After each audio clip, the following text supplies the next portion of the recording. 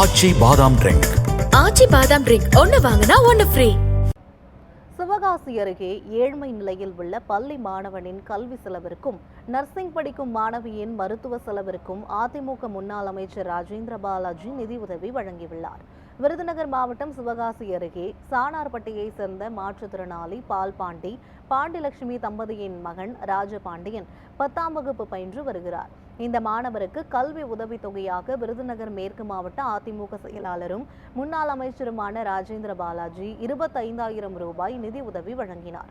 அதேபோல நந்தவன தெருவை சேர்ந்த கூலி தொழிலாளியான முத்துராமலிங்கம் நாகலட்சுமி தம்பதியின் மகள் சுப்புலட்சுமி நர்சிங் பயின்று வருகிறார். இந்த மாணவி உடல்நிலை பாதிக்கப்பட்டுள்ள நிலையில் அவரின் மருத்துவ செலவிற்கு ராஜேந்திர பாலாஜி 25,000 ரூபாய் நிதி உதவி வழங்கினார். பின்னர் பிசியோதெரபி நிபுணரை தொலைபேசியில் அழைத்து பேசிய ராஜேந்திர பாலாஜி மாணவி சுப்புலட்சுமிக்கு பிசியோதெரபி செய்யுமாறும் அதற்கான செலவுகளை முழுமையாக தானே ஏற்றுக்கொள்வதாகவும் தெரிவித்தார். இதனை கண்ட மாணவியின் குடும்பத்தினர் நெகிழ்ச்சி அடைந்தனர்.